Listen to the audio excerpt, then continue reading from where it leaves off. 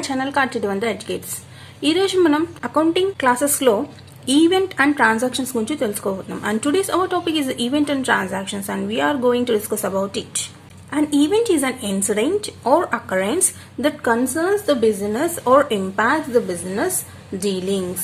An event that has measurable monetary impact qualifies as a transaction, and it does not have immediate monetary impact. It is important for management to keep track of them as they may lead to future monetary impact of the business. Events that do not qualify as transactions are all those impact the business do not have immediate monetary impact on its accounts. Events other than transactions are thus not recorded in the books of accounts of the company.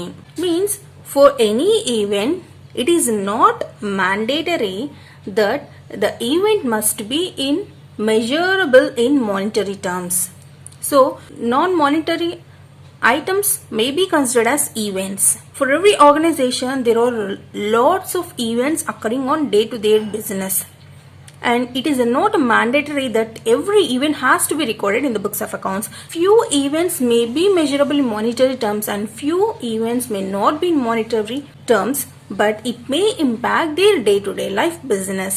అంటే events అంటే ఏం లేదు, ఏదైనా ఒక incident కానీ లేకుంటే ఏదైనా ఒక విషయం జరిగింది అని అనుకోండి, అది కంపల్సరీగా వాళ్ళ యొక్క బిజినెస్ కి రిలేటెడ్ అయి ఉండాలన్నమాట. సో వాళ్ళ యొక్క బిజినెస్ కి సంబంధించి ఏదైనా ఒక విషయం జరిగినా కానీ లేదా ఆ విషయము వాళ్ళ యొక్క బిజినెస్ మీద ప్రభావితం చేసినా కానీ దాన్ని ఈవెంట్ అని అంటాం. సో ఈ ఈవెంట్ కి కంపల్సరీగా డబ్బు రూపంలోనే ఉండాలి అని అయితే లేదు. సో అంటే డబ్బు రూపంలో లేకుండా జరిగే వాటిని కూడా మనము ఈవెంట్స్ కింద కన్సిడర్ చేస్తాము, వాటిని కూడా మన యొక్క బిజినెస్ లో కన్సిడర్ చేస్తాము. ఎందుకనంటే ప్రతి విషయము కూడా మనము డబ్బుతోనే కొలిచలేము, కొన్ని డబ్బుతో కొలిచలేనివి చాలా ఉంటాయి. సో అలాంటి వాటివి కూడా మన యొక్క బిజినెస్ మీద చాలా ప్రభావితం అవుతూ ఉంటాయి. సో అలాంటివి ఏంటన్నది ఇప్పుడు మనం కొన్ని ఎగ్జాంపుల్స్ చూద్దాం.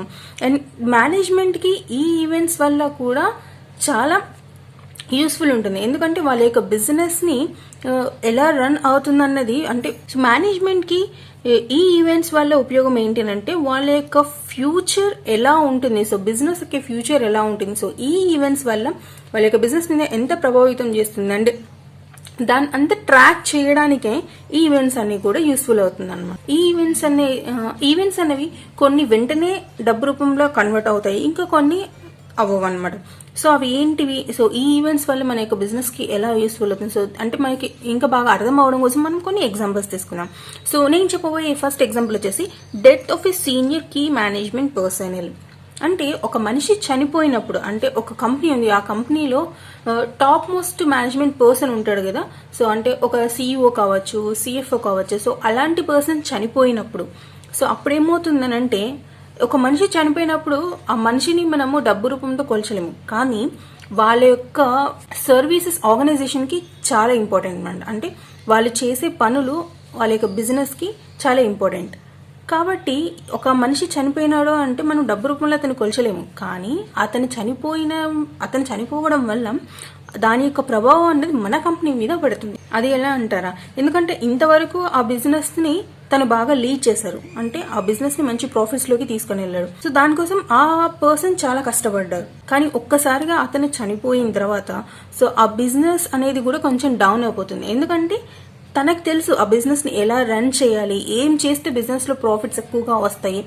So he knows very well about the company and he can rule it. So ఇక్కడ ఈ పర్సన్ అంటే ఆ యొక్క కీ పర్సన్ ఎవరైతే చనిపోయాడో దాన్ని మనము ఈవెంట్ కింద కన్సిడర్ చేస్తున్నాము.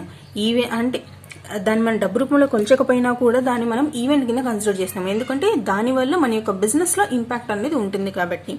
అండ్ నెక్స్ట్ మనం ఇంకొక చూసుకోబోయే సెకండ్ ఎగ్జాంపుల్ వచ్చేసి లార్జ్ స్కేల్ ఎంప్లాయీ స్ట్రైక్ అనమాట. ఇప్పుడు ఎంప్లాయీస్ ఉన్నారు, సో పెద్ద పెద్ద ఆర్గనైజేషన్స్ లో సడన్ గా ఒక ఎంప్లాయీ యూనియన్ మొత్తం స్ట్రైక్ చేసింది. సో సడన్ గా స్ట్రైక్ చేయడం వల్ల అంటే వాళ్ళ యొక్క డిమాండ్స్ కోసం అని చెప్పి ఎంప్లాయీస్ యూనియన్స్ అందరూ కూడా స్ట్రైక్ చేస్తారు. సో అలాంటప్పుడు దాని యొక్క ప్రభావితం ఎలా ఉంటుందంటే, అంటే ఇమ్మీడియట్ గా ఇప్పుడు వాడు స్ట్రైక్ చేయడం వల్ల మానిటరీ ఇంపాక్ట్ మన మీద ఉండదు, కానీ వాళ్ళు స్ట్రైక్ చేయడం వల్ల దానికి ఇంపాక్ట్ దేని మీద ఉంటుంది, మన యొక్క కంపెనీ మీద, ప్రొడక్షన్ మీద ఉంటుంది, మన కంపెనీలో జరిగే సేల్స్ మీద ఉంటుంది, అండ్ కంపెనీలో వచ్చే ప్రాఫిట్స్ మీద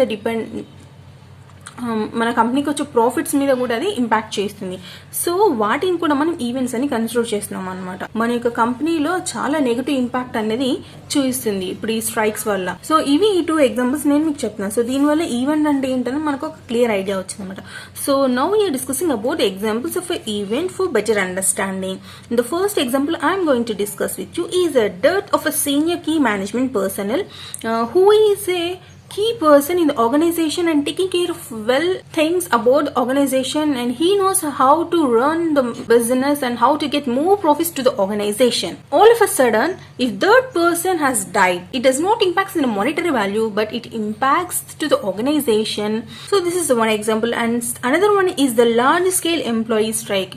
Whenever the employee unions or started a strike for their demands, immediately it does not have a monetary impact to the organization. But whenever the employee is doing strike, means there is no production activity going in the organization. Total production and sales of the organization is going to stop.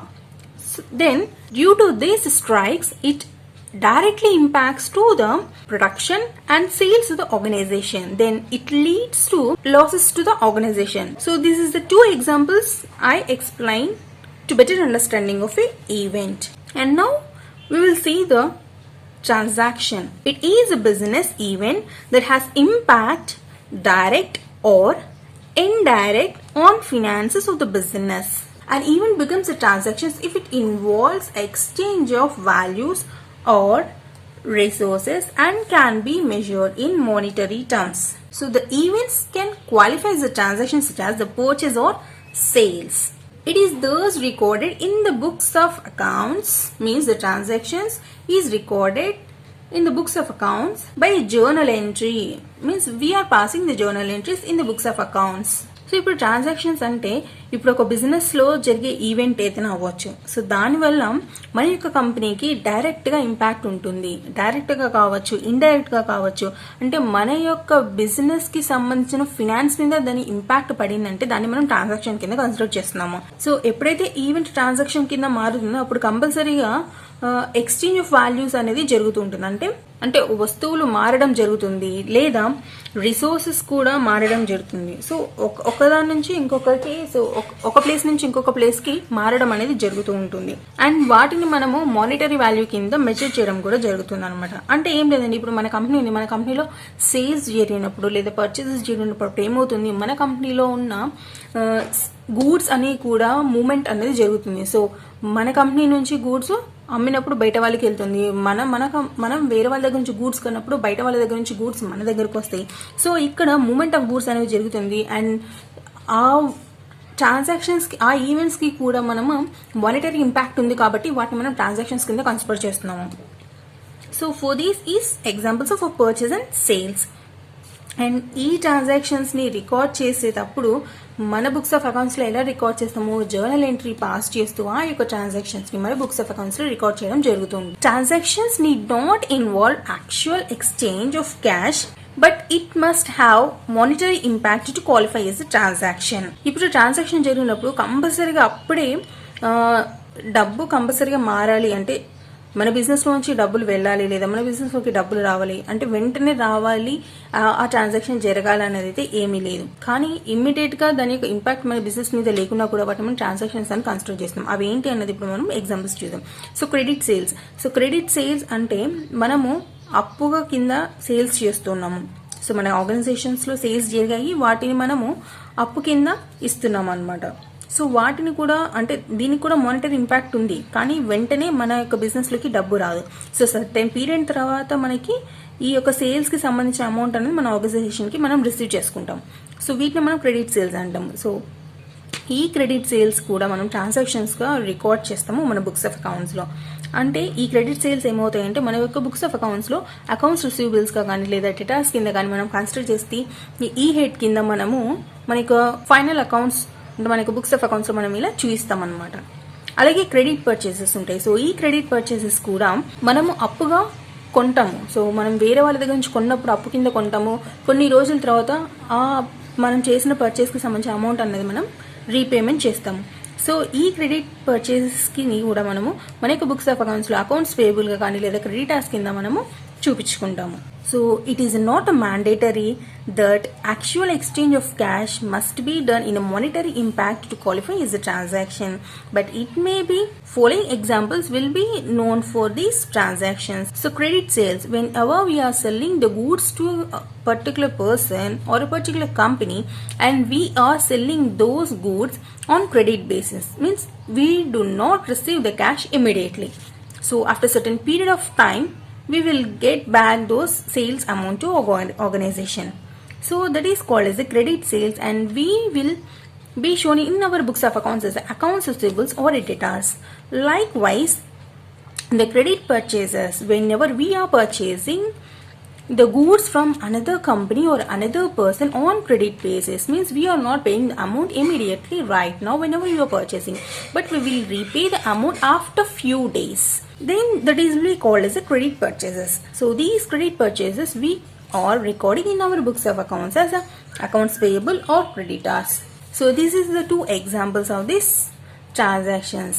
So this is meant by the event and transactions. If you have any doubt, you can comment. So ఇది event and transactions గురించి. So మీకు ఇంకేదైనా doubt ఉంటే compulsory comment చేయండి, మీకు కమెంట్కి నేను reply ఇస్తాను. So ఎవరైతే నా ఛానల్ ఫస్ట్ టైం చూస్తున్నారో తప్పకుండా నా ఛానల్ సబ్స్క్రైబ్ చేసుకోండి, అండ్ పక్కన ఒక బెల్ ఐకాన్ ఉంటుంది, సో దాన్ని కూడా ప్రెస్ చేయండి. సో నేను పెట్టే వీడియోస్ అన్ని కూడా మీకు రెగ్యులర్గా నోటిఫికేషన్స్ వస్తాయి. మరొక వీడియోలో మరొక టాపిక్తో మీ ముందు ఉంటాను. Take care, bye bye.